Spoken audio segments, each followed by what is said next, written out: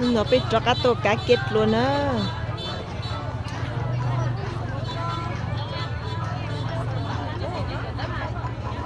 Nó mua rồi ta chỉ mua món cá kia liền, chỉ mua món yuốt cho nó.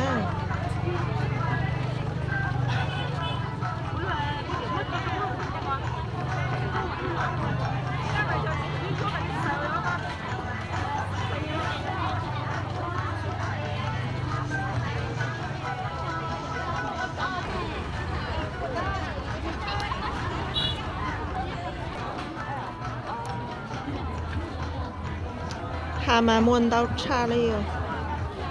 để cho nhiệt đi, muốn đau cha nữa.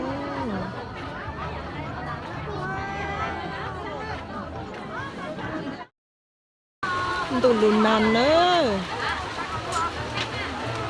tụi mong tụi cho ta lên nữa.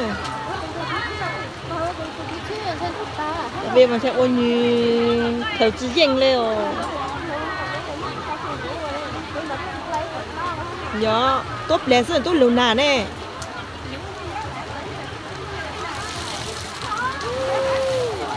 Nhất là mà chỉ bao tiền đâuอยู่trên đâu luôn. Nhất là phải đẹp đẹp.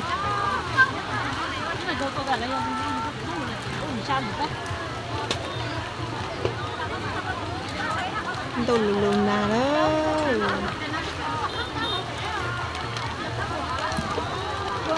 Bây giờ chọn đâu ta lên nào.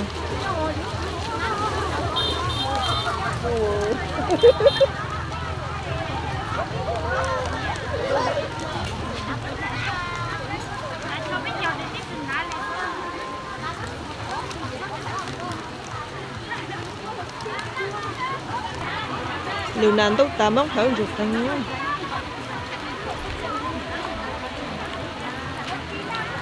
Bây giờ chọn đâu ta lên.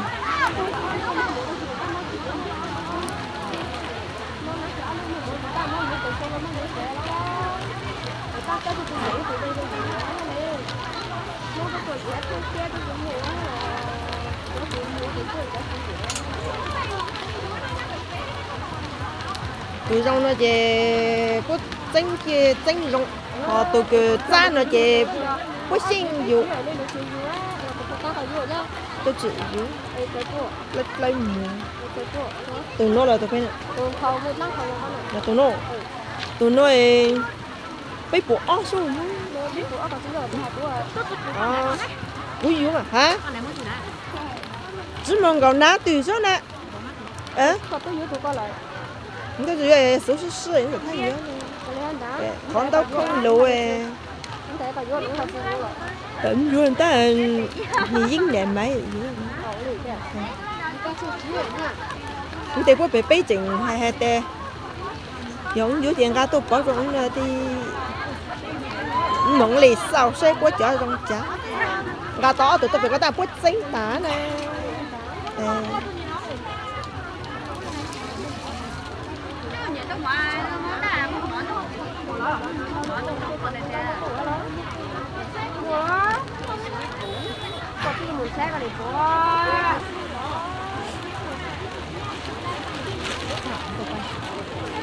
nhà mấy tụi mua bao nhiêu tụi nó dễ lắm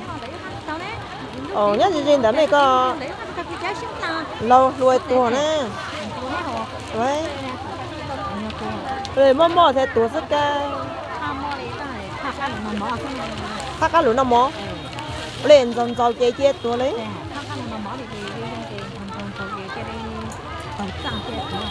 tức là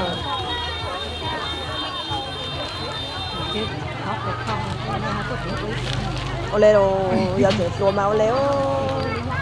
quá chị cho quá chị giờ vừa thấy nhát tao sơ giờ quá chị từ lâu lúa lo rất nhát tao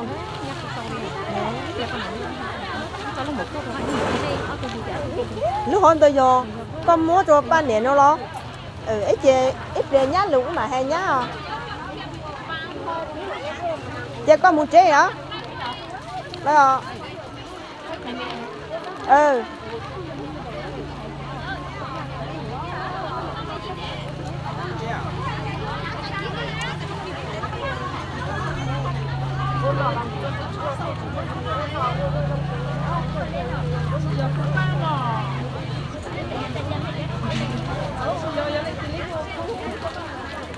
vô ta tí giờ buồn chơi mong lụp hồng á cô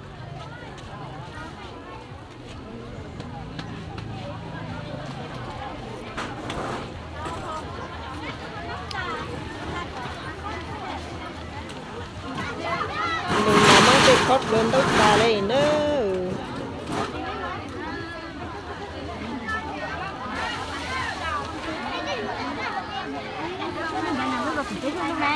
lên đâu ta cho chơi lên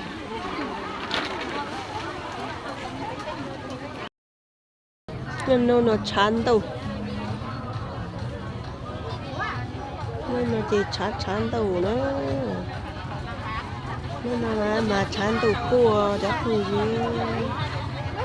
tôi biết cái kia để tôi chưa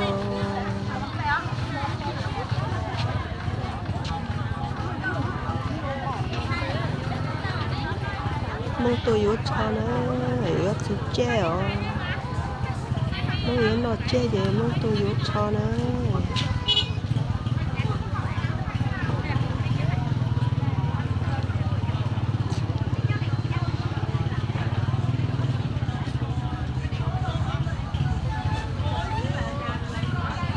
cho kiểu nhớ tê nhớ bé tê chơi tê chơi tôi yếu bây giờ cho tụi chơi tụi chơi trên để cái nữa tôi chỉ mong kỳ tôi biết cho mình sẽ bỏ bây giờ kia mà một tao tết tao chọn tao tết tết rồi quên tết cho mà đừng đi nó cũng tết chỉ kia lên tôi chỉ là chỉ kia hả bây giờ tao chán tết một tên nhiệt cho nhiên tao lên nó nè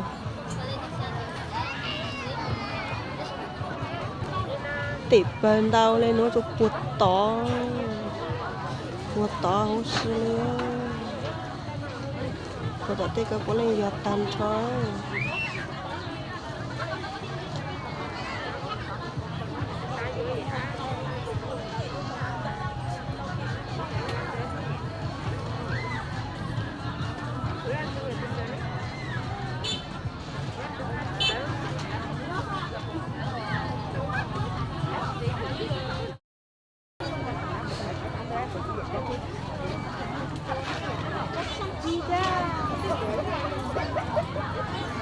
chị sao cho phải đâu rồi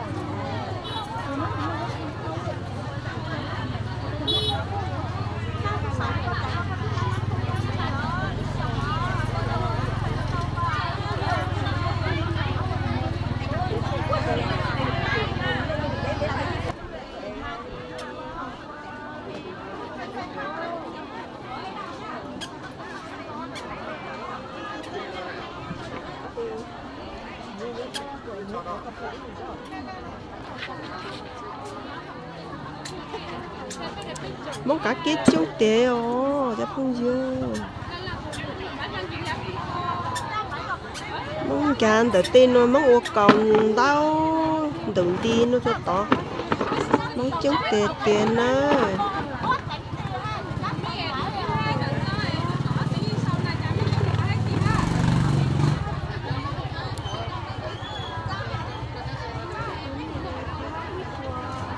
mong cú xe yuan đau tự tiền